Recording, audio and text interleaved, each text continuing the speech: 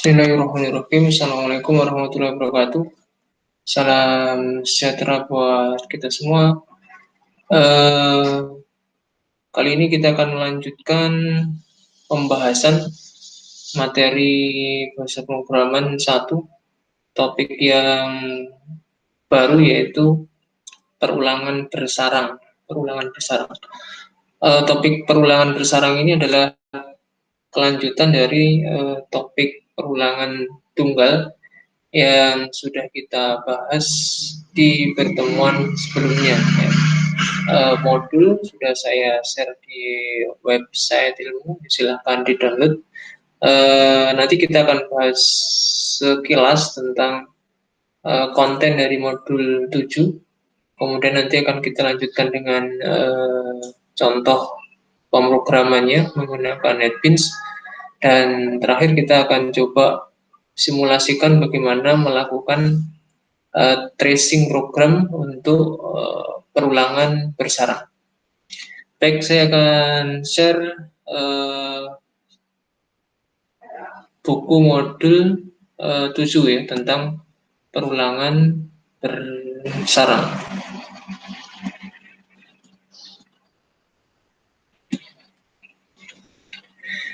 Ya, di materi perulangan bersarang ini ada beberapa poin yang nanti akan dibahas, yaitu yang pertama konsep tentang perulangan bersarang itu sendiri, kemudian contoh-contoh program yang menggunakan atau yang menerapkan perulangan bersarang. Kemudian berikutnya ada perulangan bersarang kombinasi. Yang dimaksud kombinasi di sini adalah menggunakan perulangan bersarang dikombinasikan dengan struktur kendali program yang lain, ya. Misalnya if else maupun dengan switch case, ya. Jadi kompleksitasnya semakin bertambah. Kemudian terakhir di dalam modul 7 ini akan dibahas tentang perintah break dan continue. Apa itu perintah break dan continue? Perintah ini digunakan untuk menghentikan perulangan di tengah jalan, yaitu perintah break. Sebagaimana kita pernah menggunakannya di percabangan switch case. Dan sebaliknya untuk perintah continue digunakan untuk melanjutkan perulangan ketika kondisi tertentu terpenuhi. Nanti bisa dilihat sendiri contoh-contoh program yang menerapkan perintah break dan continue. Baik, saya langsung saja lanjutkan ke demo program ya menggunakan NetBeans. Saya akan share jendela untuk NetBeans ya. Ya, kita akan praktekkan bagaimana menerapkan konsep perulangan secara bersarang ya. Kita lihat di panel sebelah kiri terdapat package perulangan yang biasa kita pakai di pertemuan sebelumnya. Kita akan menambahkan kelas baru ya di package perulangan. Kita klik kanan, kemudian kita pilih new, kemudian kita pilih Java class ya untuk membuat kelas baru di package perulangan. Dan kita klik ya, kita beri nama. Biasanya yang paling sering dipakai untuk membahas tentang perulangan bersarang adalah program menampilkan segitiga angka ya. Kita beri nama segitiga ya. Segitiga angka.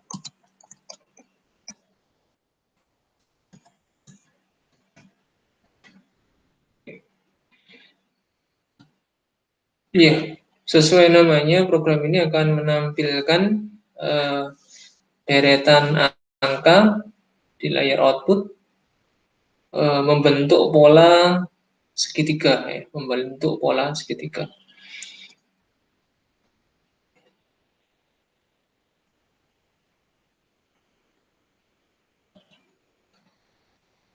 kita buat mainnya dulu, kita ketik PSVM, kemudian tekan tombol tab.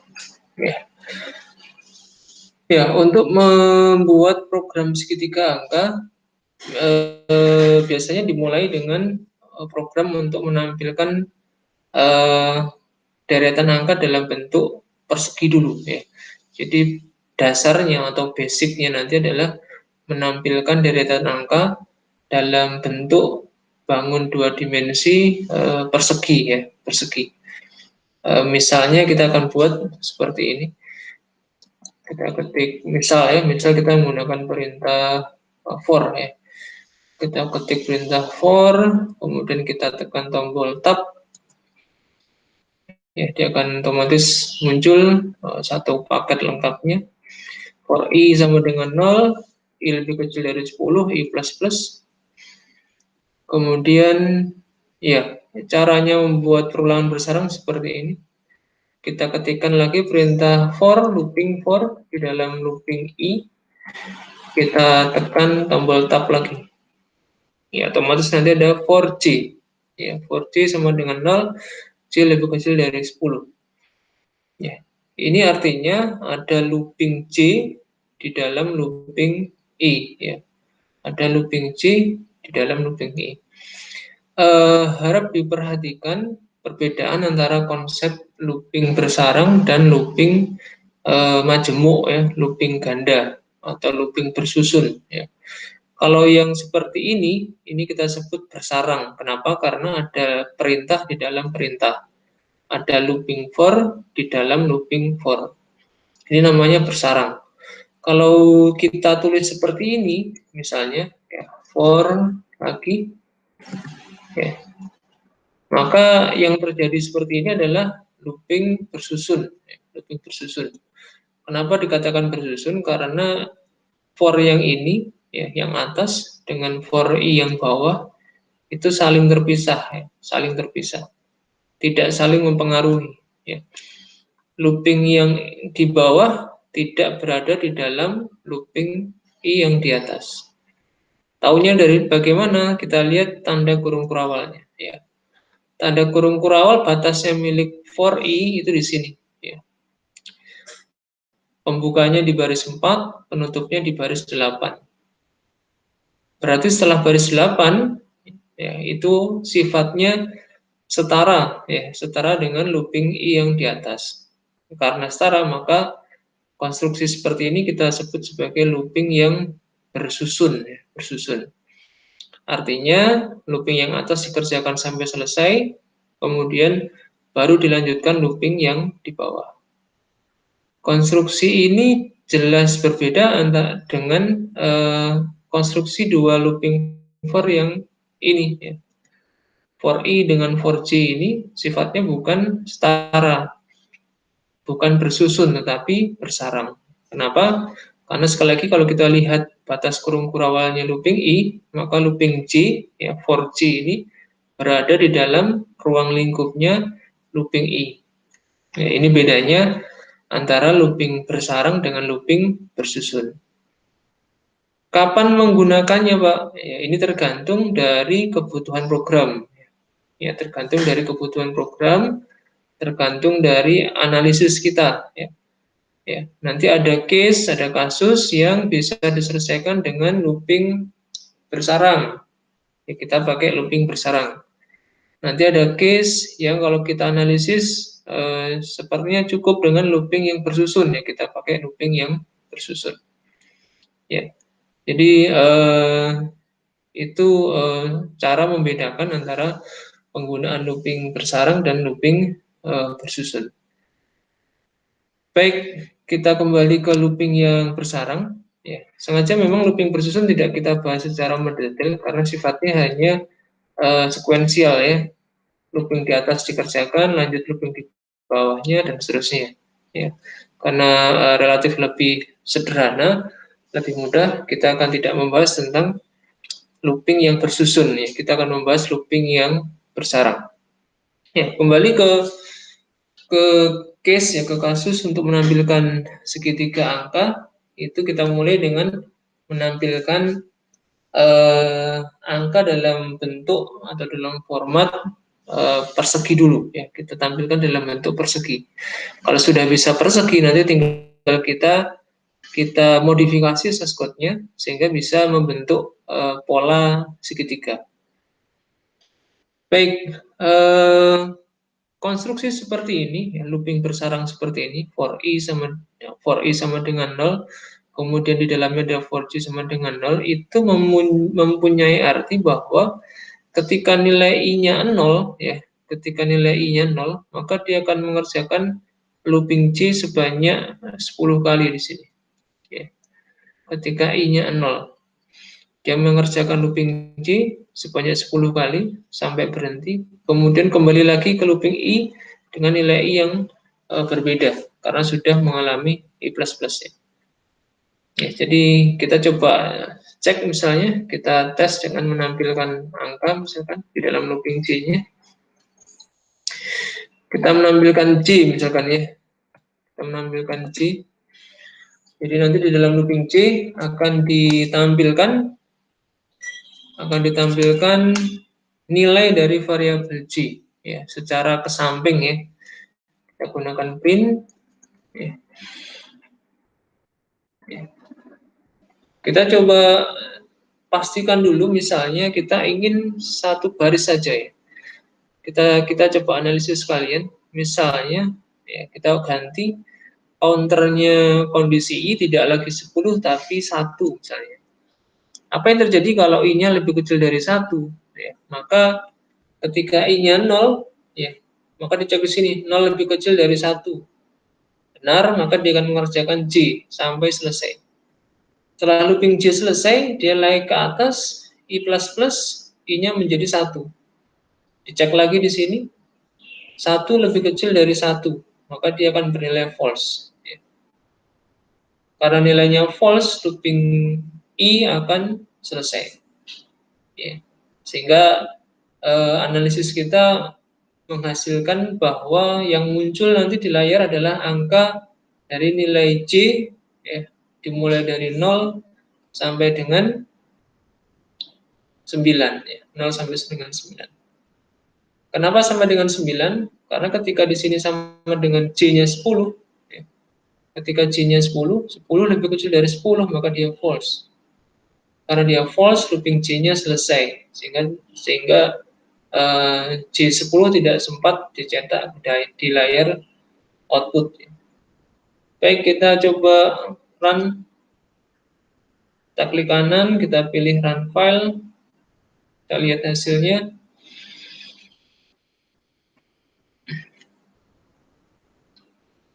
Ya, muncul angka 0, 1, 2, 3, 4, 5, 6, 7, 8, 9. Ya. Seperti analisis kita di awal, yang muncul adalah nilai J dimulai dari 0 sampai dengan 9. Kenapa 10-nya nggak ikut?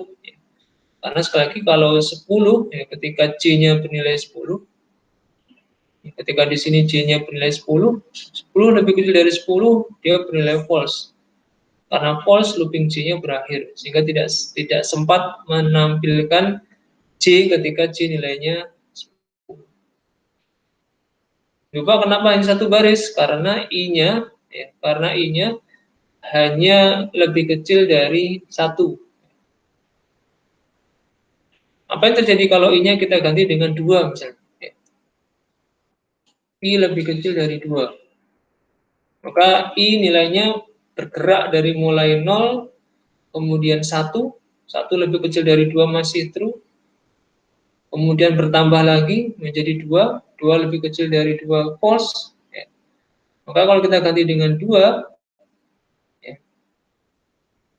akan muncul 2 baris, ya, 2 baris deretan angka dimulai dari 0 sampai dengan 9. Kita coba cek apakah benar analisis kita.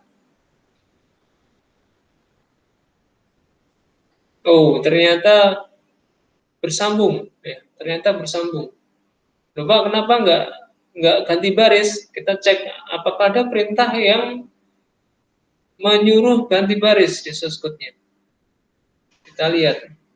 Ternyata di dalam program kita perintah untuk tampilannya hanya satu, yaitu sistem out print. Sama sekali kita tidak mendapatkan perintah untuk sistem out print lain. Karena itu maka tampilannya tadi langsung nyambung ke kanan. Bagaimana supaya bisa ganti baris? Ya kita tambahkan setelah mencetak deretan angka J, ya angka dari looping J, ya ketika looping J-nya selesai, kita tambahkan di bawahnya di sini perintah print line, ya. System out print line. Teksnya apa? Kita kosongi saja. Ya, artinya dia hanya mencetak ganti baris. Ya, setelah itu, ya setelah mencetak ganti baris, dia akan kembali ke atas untuk I++. Ya. Oke, kita cek apakah betul hasilnya sesuai yang kita harapkan. Ya, jadi benar muncul 2 baris nilai C, ya, secara bersambung ya ke bawah. Jadi kita lihat efek dari penambahan sistem out print line. Baik, itu peran dari nilai I ya. Ketika I-nya kita ganti dengan 2. Sehingga dengan logika yang sama, ketika I-nya kita ganti dengan 5 misalnya, maka berapa baris yang muncul? Ya tinggal kita hitung. 0, 1, 2, 3, 4. Ya. Jadi 5 baris akan muncul. Ketika I-nya 5, ya, dia false. Ya. Kita akan coba cek apakah benar hasilnya demikian.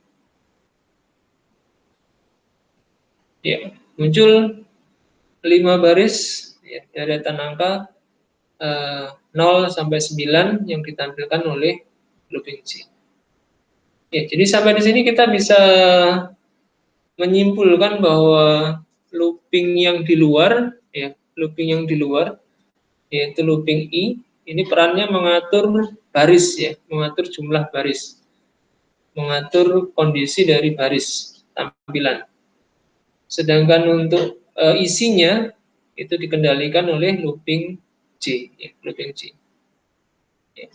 Jadi looping I mengatur barisnya, sedangkan looping J mengatur isinya. Jadi looping I ke bawahnya, looping J ke sampingnya. Jadi ini pembagian perannya. Supaya menjadi persegi bisa kita kembalikan nilai counternya I, ini yang semula 5 kita kembalikan ke nilai awal yaitu 10. Ya. 10. Di counternya I dan counternya J kondisinya sama yaitu dengan angka 10. Ya. Kita cek run. Ya, muncul 10 baris menampilkan angka yang sama 0 sampai dengan 9. Ya. Baik, supaya tidak terlalu banyak kita kecilkan saja. Dimensinya menjadi 5 kali 5 ya, supaya tidak terlalu memakan tempat ya. Kita coba run. Ya, 0, 1, 2, 3, 4 sebanyak 5 baris. Bagaimana caranya supaya yang muncul diawali dengan 1 ya, bukan 0. Ya, bukan 0. Maka kita lihat saja. Karena yang ditampilkan adalah J, ya kita cek aja. J-nya dimulai dari berapa? Oh, ternyata J-nya dimulai dari 0. Supaya pengen dari 1 ya kita ganti saja. J-nya dengan nilai 1 awalnya. Jangan lupa ketika J dimulai dari 1, kalau ingin tetap 5, maka opsinya bisa kita tambahkan sama dengan seperti ini. Ya, atau atasnya kita naikkan 1 menjadi 6. Ya. Ini 2 opsi ya. Yang lebih mudah sepertinya yang menggunakan tanda sama dengan. Secara logika sepertinya lebih mudah. Sehingga J sekarang dimulai dari 1 sampai dengan J sama dengan 5. Jadi 5 masih bisa diproses. Karena apa? Karena ada tanda sama dengannya. Baik, kita cek bagaimana hasilnya. Kita run kembali. Ya, muncul deretan angka 1, 2, 3, 4, 5 sebanyak 5 baris. Ya, ini konstruksi awal untuk membuat segitiga angka ya, segitiga angka yang rata bawah yang lebih mudah. Bagaimana caranya sekarang supaya menjadi segitiga? Ya, supaya menjadi segitiga. Kalau menjadi segitiga, maka nanti polanya adalah yang paling atas hanya muncul 1, kemudian yang bawahnya hanya muncul 1 dan 2, bawahnya lagi adalah 1, 2, 3, bawahnya lagi adalah 1, 2, 3, 4, dan yang terakhir lengkap ya, 1, 2, 3, 4, 5. Ya. Dengan kata lain, di baris pertama dia hanya mencetak 1 angka, di baris kedua dia hanya mencetak 2 angka, di baris 3 dia hanya mencetak 3 angka, di baris 4 ya program mencetak 4 angka, dan di baris 5 program mencetak 5 angka. Ya. Jadi per baris itu yang dicetak menyesuaikan dengan nomor barisnya. Ya. Menyesuaikan dengan nomor barisnya. Oke. Tadi sudah kita bahas bahwasanya penentu kesamping ya, penentu karakter yang dicetak di samping itu adalah bagiannya dari looping J ya. Jadi kalau looping I tadi mengatur barisnya ya, sedangkan looping J mengatur data yang ditampilkan ke sampingnya. Ya. Kalau kita ingin segitiga, maka yang dibatasi adalah yang diatur ulang, yang dimodifikasi adalah cetakan ke sampingnya. Ya. Cetakan ke sampingnya. Ini hilang, ya. Kemudian yang ini hilang, kemudian yang ini hilang, 5-nya hilang. Ya. Jadi polanya 1 angka, 2 angka, 3 angka, 4 angka, 5 angka. Baik, kalau seperti itu analisisnya, maka yang kita modifikasi adalah looping J-nya. Looping J-nya kita modifikasi.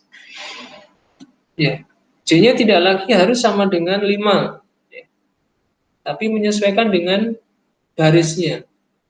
Ya, kalau baris 1 ya hanya 1 angka, baris 2 2 angka, baris 3 3 angka.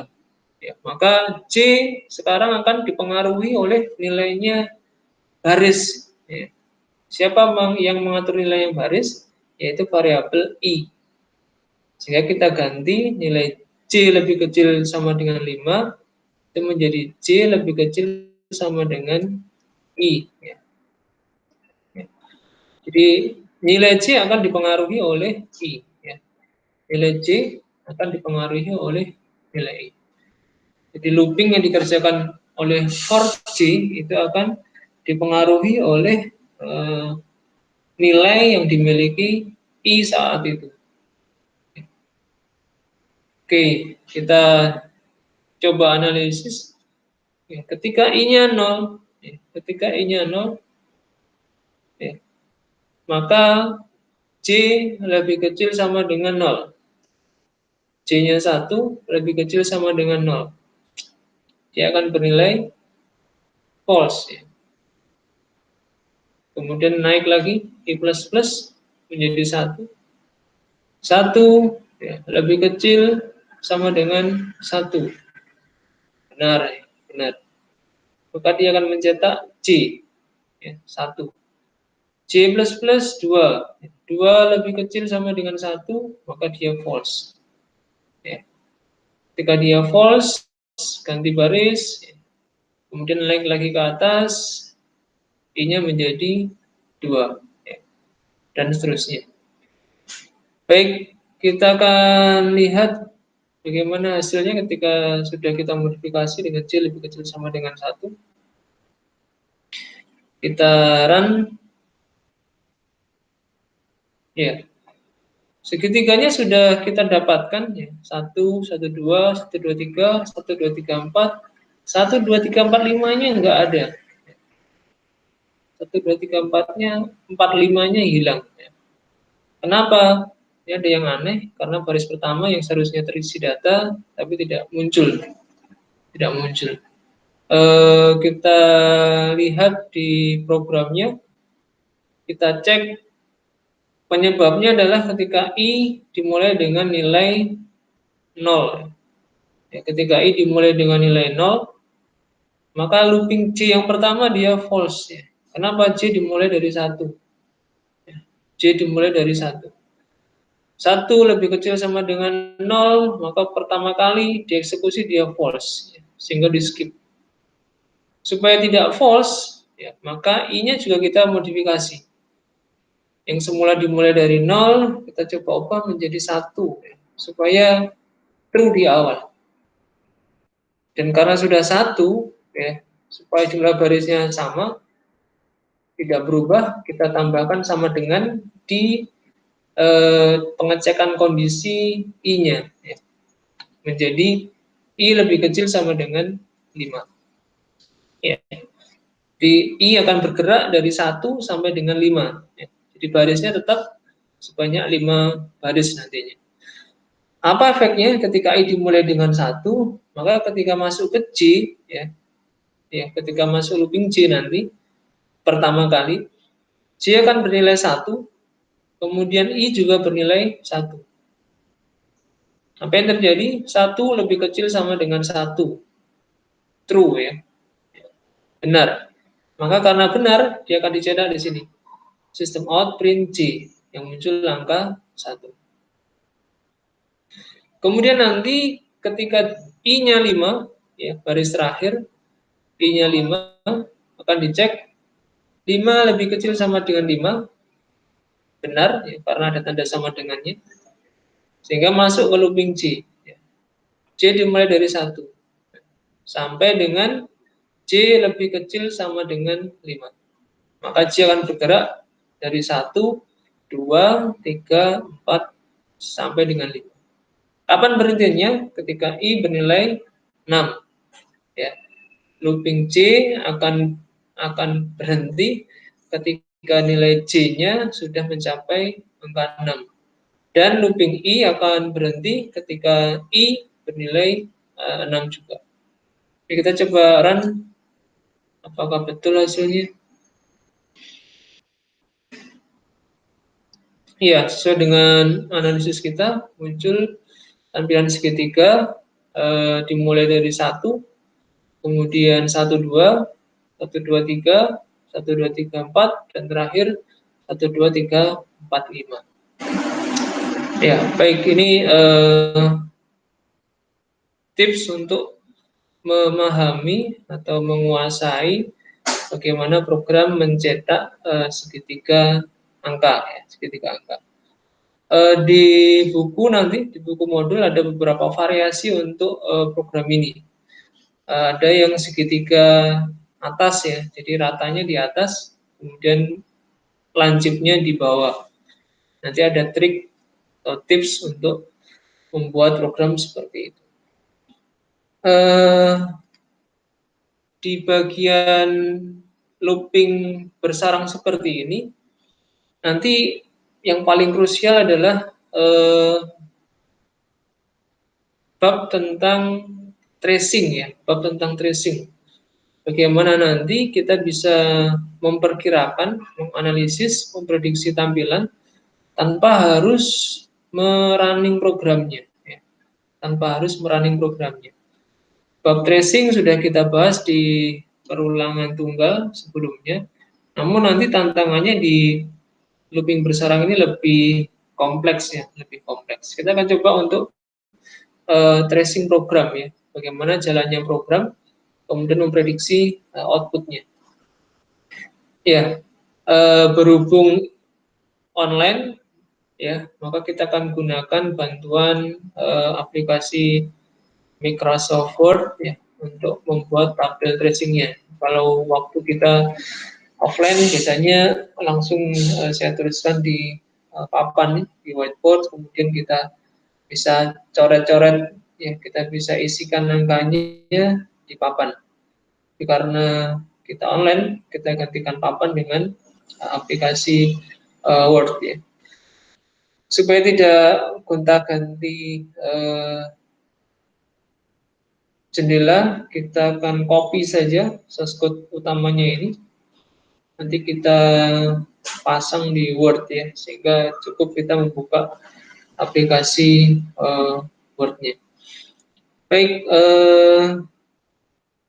saya ganti screen-nya dengan Word ya.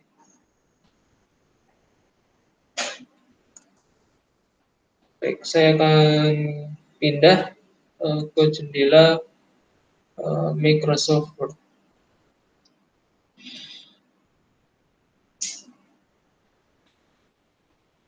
Baik, kita siapkan halaman di Microsoft Word.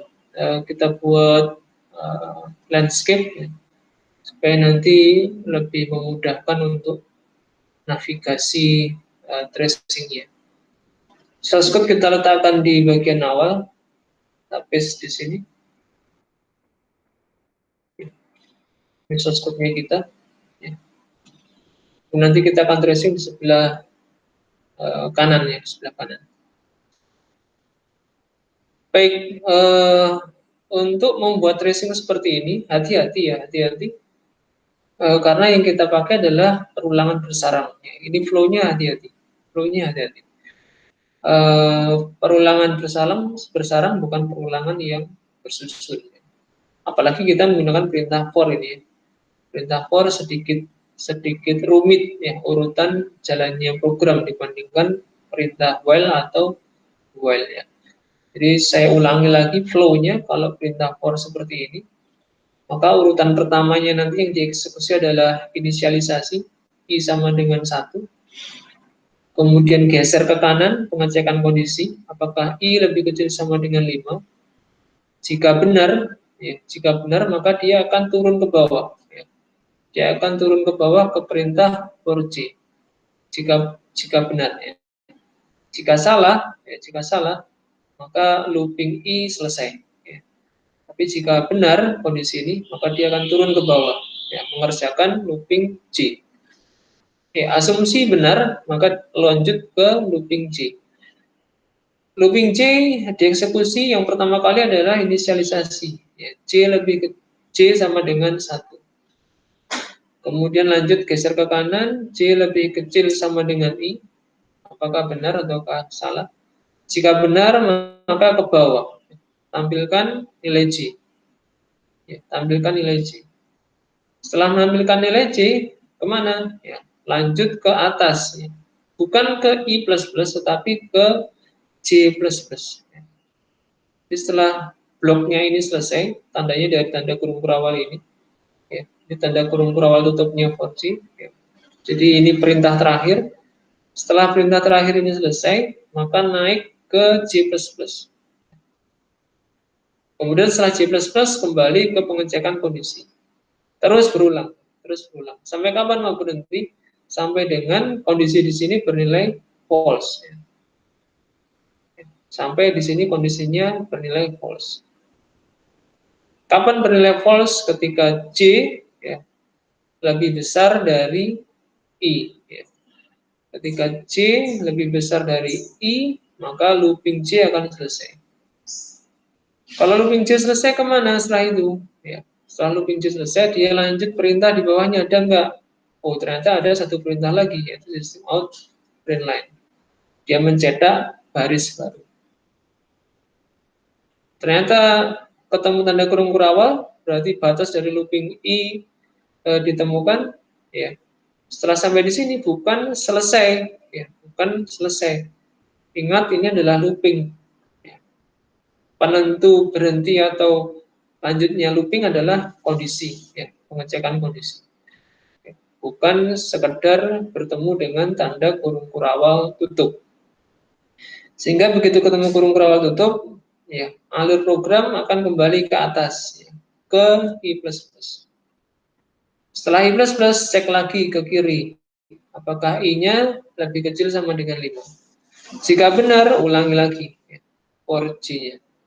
Tapi jika di sini salah, ya, false, baru looping I berhenti. Yaitu alur jalannya program nanti ketika menggunakan looping bersarang. Baik, sekarang kita buat tabel tracingnya. Caranya membuat tabel tracing, identifikasi variabel-variabel yang muncul di dalam source code ya. Kita cek ada variabel i, ya, integer i, kemudian ada integer j, ya, ini variabel-variabelnya. Tidak ada lagi variabel yang lain. Kita tambahkan satu bagian untuk output ya, tetap satu bagian kolom untuk output. Kita buat tabelnya, kita buat tabel. Kolom pertama nanti nomor urut aja supaya memudahkan. Kolom kedua I, kolom ketiga J, ya. Kolom keempatnya nanti output ya. Output. Kita buat 8 dulu misalnya. Kita beri keterangan nomor, kemudian I, kemudian C, kemudian output. Oke. Ini tabelnya.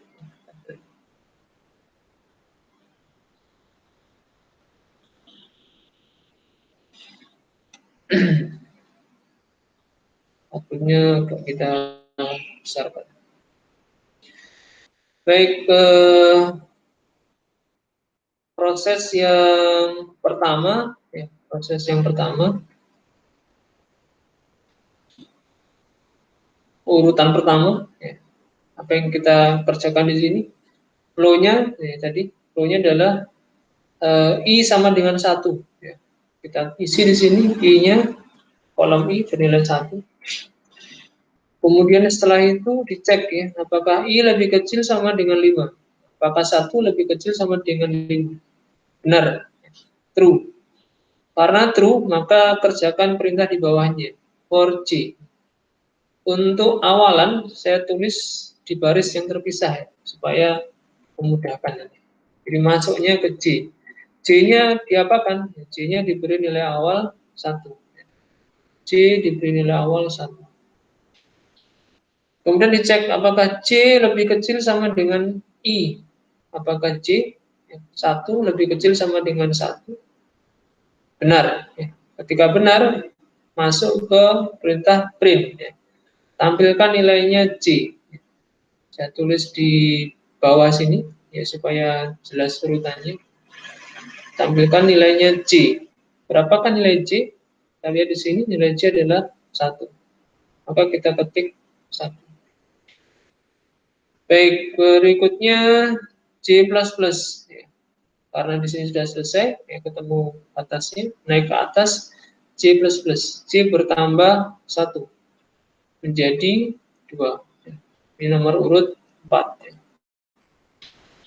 2 dicek ya. Apakah 2 lebih kecil sama dengan I? 2 lebih kecil sama dengan I. False. Karena false kita tandai, kita blok dengan warna gelap ya, supaya tahu ya, bahwasanya looping C berhenti. Oke, looping C berhenti ya, selesai. Kita lanjut dengan perintah berikutnya. Apa yang ada setelah looping C? Oh, ternyata ada system out print line, ganti baris. Sehingga kursor yang semula di sampingnya 1, dia akan turun ke bawah. Ya, dia akan turun ke bawah. Ya, jadi nanti akan turun ke bawah, ya, ganti baris. Ya. Kita beri keterangan, komen, ya, ganti baris. Ya. Ini langkah nomor 5. Oke, setelah ganti baris, naik ke atas, I++. Ya. I-nya plus plus, semula 1, dia bertambah menjadi 2. Ya. Ini langkah nomor 6.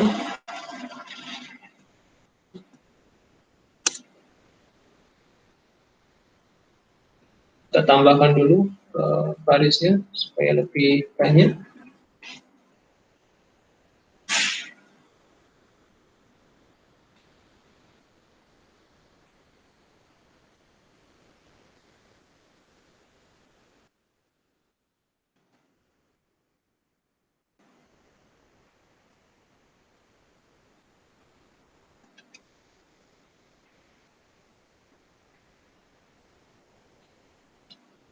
Baik, kita kembali. I-nya 2. 2 lebih kecil sama dengan 5.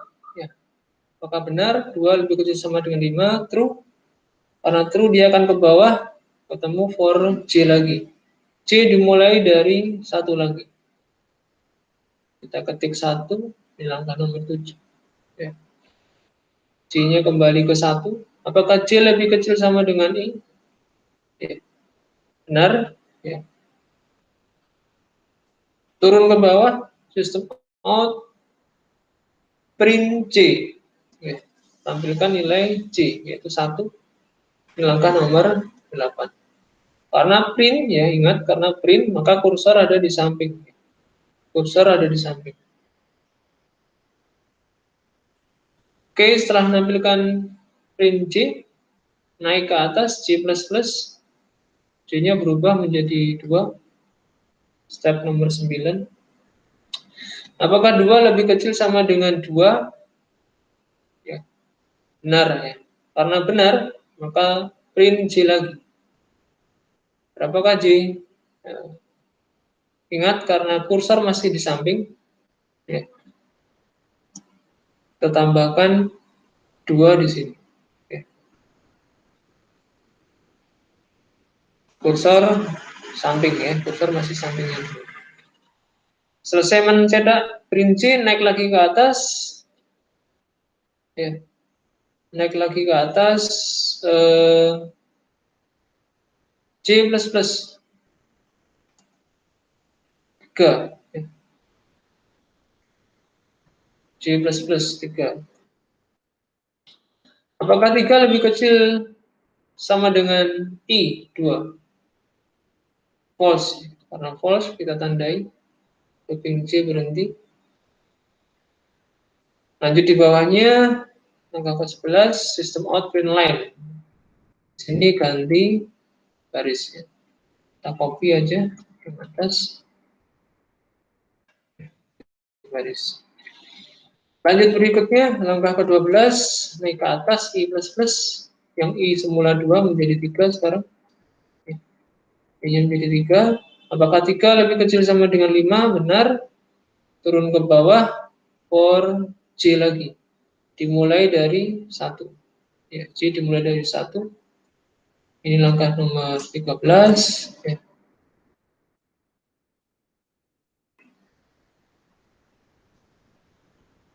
Oke, setelah J-nya dimulai dari 1, cek lagi apakah J lebih kecil sama dengan I. Maka 1 lebih kecil sama dengan 3. Benar. Ya, karena benar, cetak C. Ya, cetak C. D-nya 1 lagi. Ya. Plus spasi di langkah nomor 14. Ya. Kemudian naik ke atas J++ menjadi 2. Apakah 2 lebih kecil sama dengan I? 3. Benar. Ya. Ya, karena benar, cetak J lagi. Ingat, masih print, ya, jadi di sampingnya. Plus spasi. Kita beri nomor dulu, 15. Setelah print J naik ke atas, J++ 3. Apakah 3 lebih kecil sama dengan 3? Ya, benar, cetak C. C-nya yaitu 3. Ini step 16. Ya. Kemudian lanjut lagi, J++. Ya, yang semula 3 menjadi 4. Apakah 4 lebih kecil sama dengan I? Ya, maka dia bernilai false. Kita tandai, ya, false. Selesai false, cetak ganti baris. Langkah 18. Ganti baris. Oke, lanjut berikutnya ya. Lanjut berikutnya.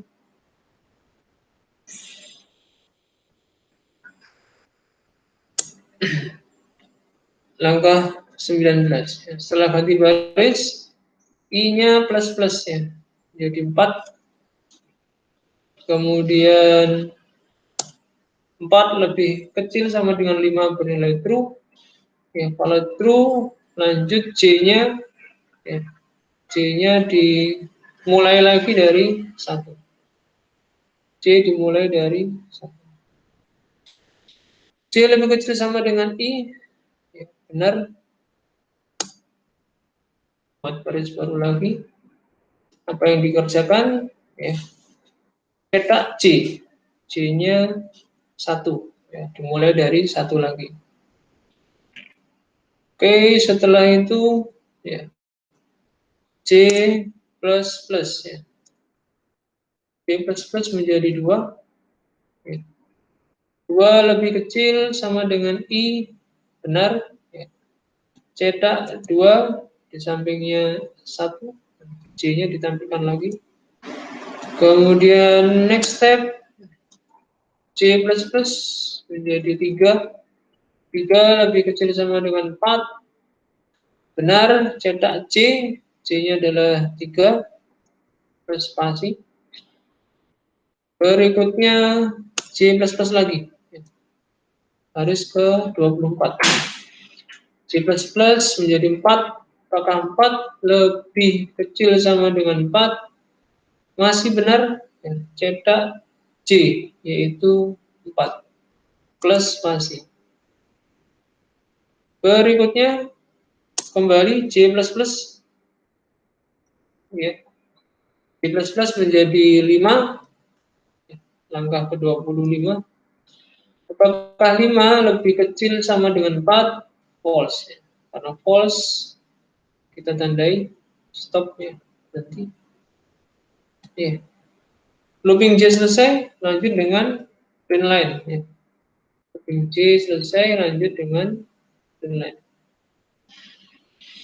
Ganti baris, ya.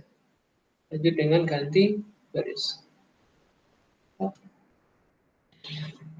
Oke, ganti baris, naik lagi ke atas, I-nya plus plus, yang semula I-nya posisi 4, plus plus di sini menjadi 5.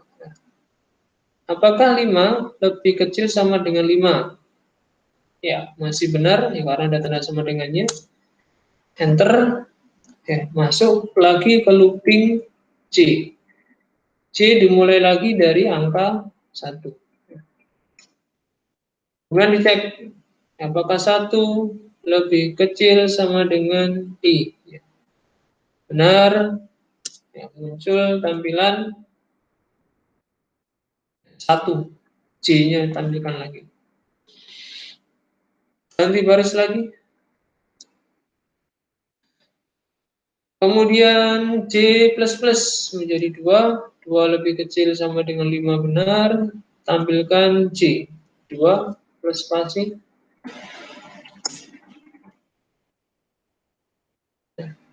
Apakah 2 lebih kecil sama dengan 5?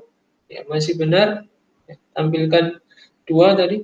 Kemudian C plus plus menjadi 3. 3 lebih kecil sama dengan 5, benar. Ya, tampilkan 3 plus spasi. Kemudian C plus plus lagi 4. Ya. Apakah 4 lebih kecil sama dengan 5? Benar. Tampilkan C 4 plus spasi. Kemudian C plus plus lagi 5. Apakah 5 lebih kecil sama dengan 5? Benar. Ya. Tampilkan C, yaitu 5 plus spasi. C plus plus lagi menjadi 6. Apakah 6 lebih kecil sama dengan 5? Maka dia bernilai false, ya. Bernilai false. Kita tandai, kita stop, ya, di 6. Ya. Kemudian ganti baris angka 35. Dan kembali ke incrementnya I yang semula 5, ya. Nilai I yang semula 5, dia plus plus menjadi 6. Ya. Apakah 6 lebih kecil sama dengan 5? Dia false. Ya. Karena I sudah false, maka looping I berakhir ya. Looping I berakhir, programnya selesai. Kita cek di bagian output, di kolom output paling bawah nanti muncul 1, 2, 3, 4, 5. Ya. Di atasnya nanti muncul 1, 2, 3, 4. Di atasnya lagi muncul 1, 2, 3. Di atasnya lagi 1, 2. Ya. Dan paling atas nanti hanya muncul angka 1. Ya, tampilan ini sama persis dengan hasil running program yang tadi kita buat di NetBeans ya. Baik, ini adalah contoh tracing yang nanti akan sangat sering ya, akan sangat sering kita gunakan, kita pakai khususnya ketika membahas tentang bab perulangan, ya. Lebih-lebih perulangan yang bersarang. Baik, saya kira itu sedikit tambahan penjelasan saya dari buku modul yang sudah saya share. Silakan nanti dipelajari lebih lanjut ya, lebih lanjut.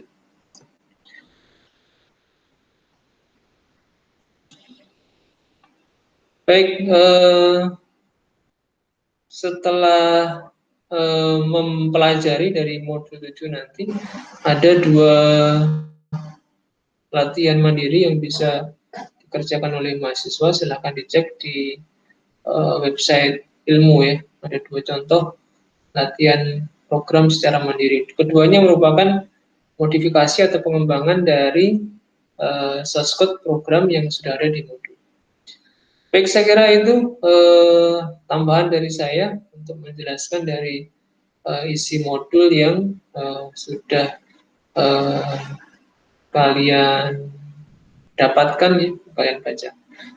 Silakan nanti kalau ada pertanyaan atau hal-hal yang kurang jelas bisa disampaikan di forum ya, forum grup WhatsApp ya, supaya nanti bisa kita bahas bersama-sama. Sekian dari saya, kurang lebihnya mohon maaf. Selamat belajar, selamat berlatih. Semoga dengan semakin bertambahnya jam terbang ya dalam hal coding akan semakin lancar ya, semakin lancar, semakin mudah programmingnya. Kita ketemu lagi insya Allah pekan depan. Billahi taufiq wal hidayah. Assalamualaikum warahmatullahi wabarakatuh.